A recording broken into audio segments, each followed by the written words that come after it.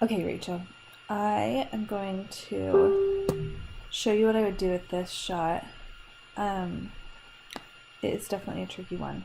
I'm just going to increase my exposure a ton right at the beginning to get them like nice and bright. And then I'm going to bring in the contrast, bring down my shadows a little, and down my blacks a little. Okay, now I'm going to take this dropper and I'm going to find somewhere that's like a little bit more neutral. Maybe right here on his head. That looks pretty good.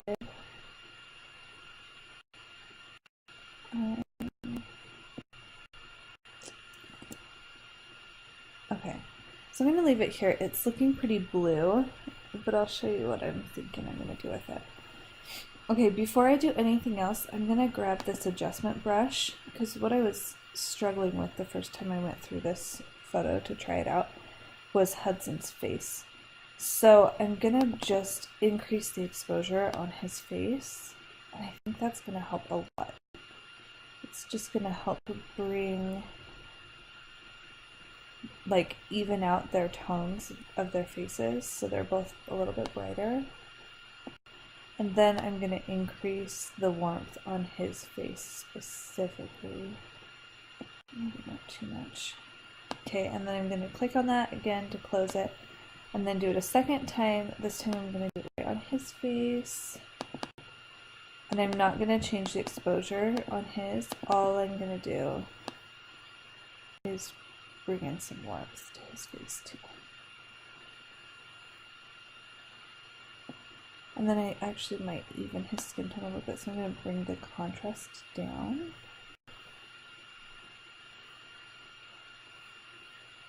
And the whites. No, I don't need it. Okay, so already that's looking a lot better to me, this versus this. I'm still seeing like a lot of green in it and stuff. So I'm going to pull this up just a little bit. Okay, that's looking a little better.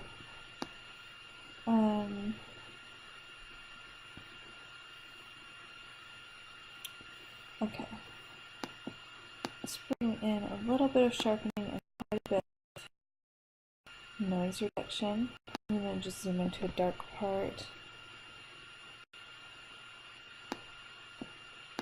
Check on the noise.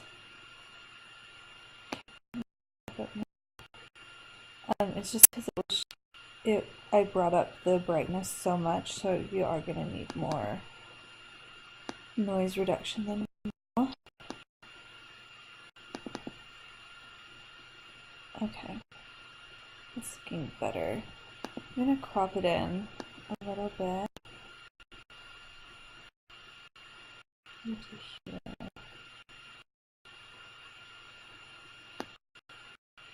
Drag this a little, because I like the way you've got them like to the side. That's cute. One more thing that I think could make it a little bit more like interesting, if I slide all the way down past detail and sharpening to lens corrections, I'm just going to distort the image just a little bit, just to make it look a little bit more interesting. So here's like the before and the after. I like that a little bit better. And you could definitely, I'm hesitant to do much else to the whole image because I like that you can see their faces well, but you could definitely go in with the adjustment brush, or actually better yet, come in with the radial filter, and you're going to come down here and unclick on invert mask. So now I'm going to draw this line.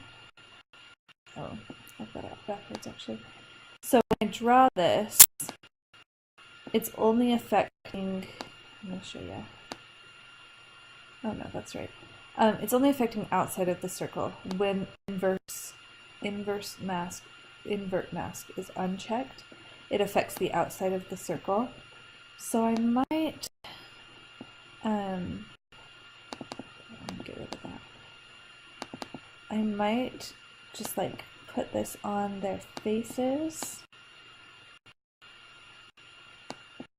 and then increase like my shadows and stuff on the rest of the image to make it a little bit more interesting. A little more tension.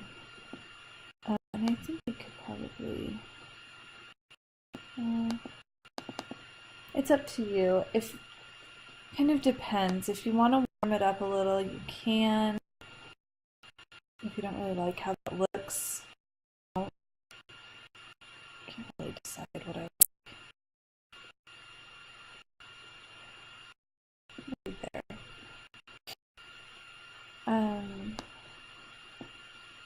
Let's just... okay. So I've just increased, like added more shadow in here, like a chair and stuff. And then I'm gonna brighten it a little tiny bit and bring out the contrast in it a little tiny bit. Okay, so here's the before, here's the after. I'm just gonna go ahead and export that.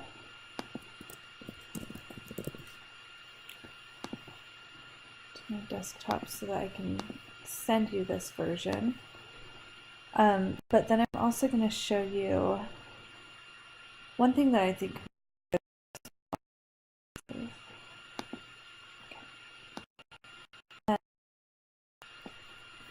one thing that can help on this chat is to, I'm missing the top part of my program here.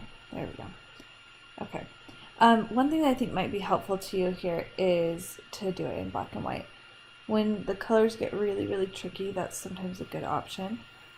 So if you're over here, up at the top, so there's like all the brushes and stuff, and then it says basic. Right now we're on color, but we can switch it over to black and white, and then it's just going to convert it to black and white, and we can adjust it from there. So in that case, bring out the whites, bring in a little bit more shadow, a little bit more white. And you're just mainly watching to make sure that their faces are exposed good. Maybe bring in a little clarity. And one thing about black and white is you really can have some noise in a black and white image and it doesn't look bad. It doesn't like distract as much from the image as it does when it's in color. So if you want to sharpen it a little bit, you can totally do that with a black and white. That's probably about all I would do with it. So before and after, I probably prefer it in black and white just because the colors were funky.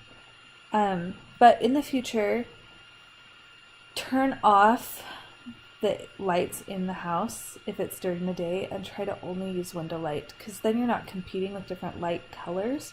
Window light is cool, like natural light's cooler, and artificial light tends to be a lot warmer and more orange. So if you can turn off your lights, that will be helpful. But obviously, like if it's at night, leave the lights on, but then you're not going to be having competing colors much. So anyway, I hope this was helpful. Let me know if you have any other questions.